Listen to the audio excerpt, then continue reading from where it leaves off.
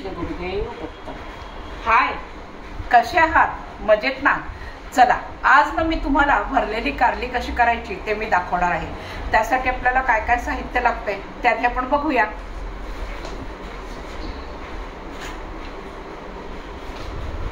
तर ही अशी छोटी छोटी जी कारली असतात ही आपल्याला लागतात। हिला भरलेली कारली करायला ह्याचा वापर केला जातो।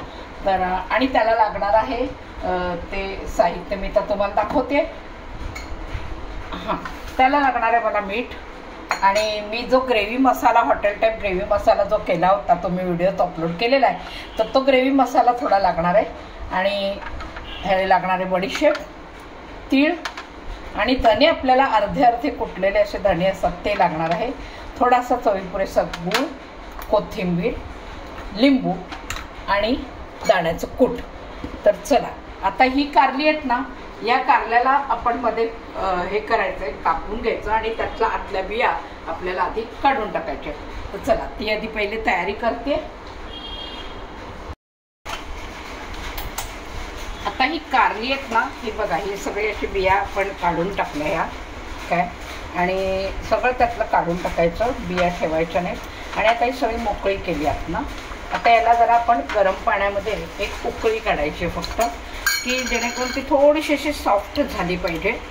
म्हणजे मग आपण तेलामध्ये परतली की ती फार वेळ परतायला लागत नाही आणि मग ती जळत नाही। नाही तर मग अशीच्या अशी जर परतली तर ती खूप परतताना ती काळी पडतात, जळतात वगैरे। मग थोडीशी याला आपण उकळून सॉफ्ट करून घ्यायचे। आता याला उकळी आली की एक उकळी काढायची त्याची। चला, पाण्याला उकळी येते त्याच्या आधी मी आता हा मसाला तयार करून घेते। हा मी आधी वाटून केलेला जो ग्रेव्ही मसाला होता तो मी आधी आता इथे घालते। आणि आता ह्याला हा आपण थोडासा मसाला घेतला तर आपल्याला तिखट जरा जास्त लागेल, तर वरनं आपल्याला तिखट घालायचंच आहे। हे मी बडीशेप टाकली, तीळ आणि हे धने आणि दाण्याचं कूट,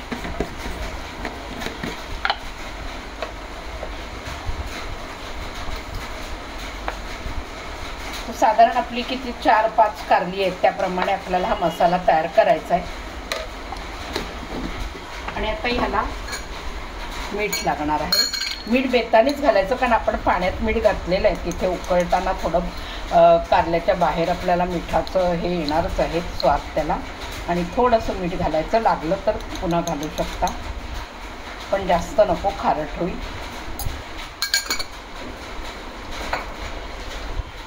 आणि आता ह्याला आपल्याला जर तिखट करायचं आहे, चांगलं झणझणीत व्हायला हवं असेल तर आपण ह्याच्यामध्ये ॲड करू शकता वरनं लाल तिखट, थोडीशी काश्मीरी पावडर घालते आणि थोडीशी हळद।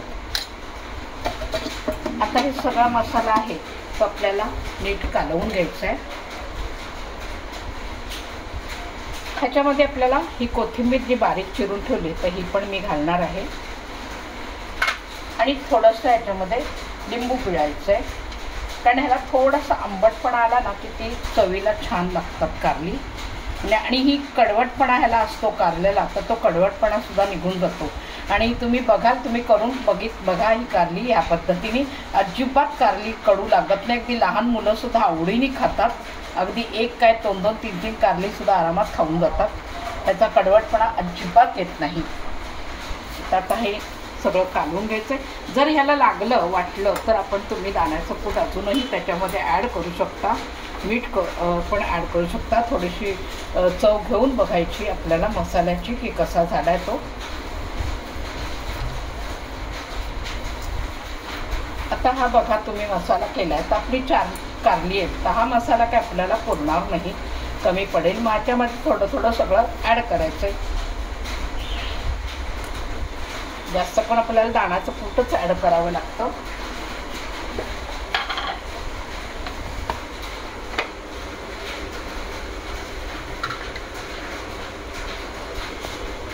ह्याला उकळी आली आहे, आता आपण ह्याच्यामध्ये ही कारली सोडायची आहे आणि थोडीशी 2 मिनिटासाठी जरा उकळू द्यायची तिला। तोपर्यंत हा मसाला रेडी होतोय आपला।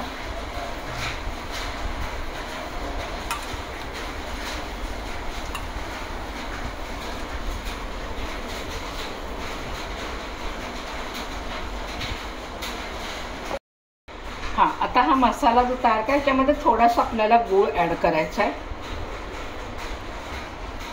गूळ मी अशासाठी घालते की ह्याच्यामध्ये ना सगळ्या तऱ्हेची चव येते बघा. कारलं कडू म्हणून ते कडवटपणा येतो थोडा आहेच. आणि गूळ घातला की गोड झालं. मीठ टाकलं म्हणजे आंबट गोड, लिंबू घातले, आंबट गोड तिखट आणि कडू खारट असे सगळे प्रकार ह्याच्यामध्ये मिक्स होतात आणि मग त्याची चव अजून वाढते छान.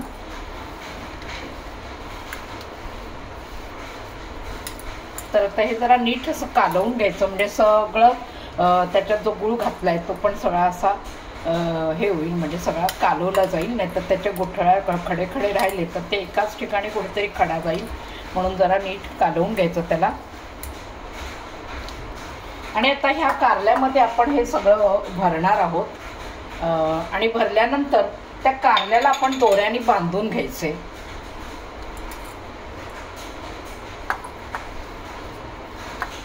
दोऱ्याने अशासाठी बांधायचं.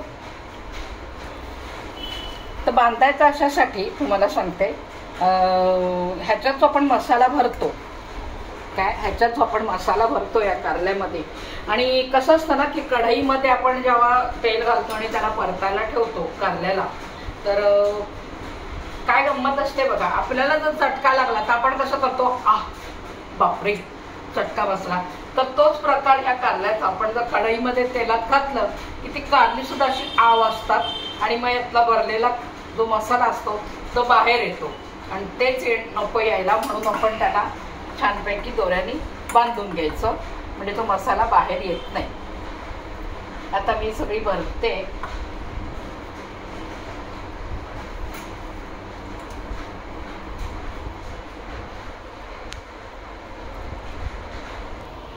आता इथे कढईमध्ये आपल्याला तेल घालायचं आहे आणि आता ही जी भरलेली आपण वांगी आहे ही बघा ही अशी आपण बांधून ठेवली आता ही आणि ही अशी बांधायची आहे आणि मग आता ही आपण तेलात सोडायची.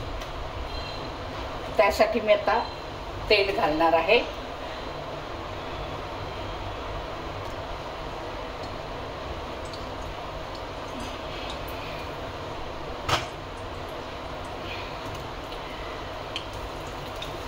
आणि ह्यात जो मसाला मी बनवला त्याच्यामध्ये मी बडीशेप वगैरे जी अख्खी टाकली तर ती अख्खी टाकली ना की ती तोंडात अशी आली. बडीशेपची चव फार सुंदर लागते. थोडेसे धने अर्धे कुटलेले, तीळ अख्खे, तर ह्याच्याने चव फार सुंदर येते. बघा तुम्ही पण अशा पद्धतीने भरलेली कारली बनवून. आता मी गॅस जरा बारीक करते आणि हा अगदी मंद आचेवरती आता ही आपल्याला फ्राय करून घ्यायची.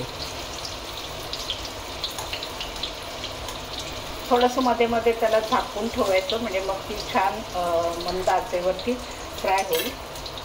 तर मी इथे हे घालते याला.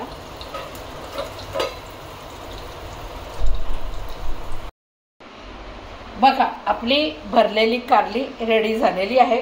तर ती बघून घ्या आणि ना अशा पद्धतीने तुम्ही ती कारली बनवून बघा.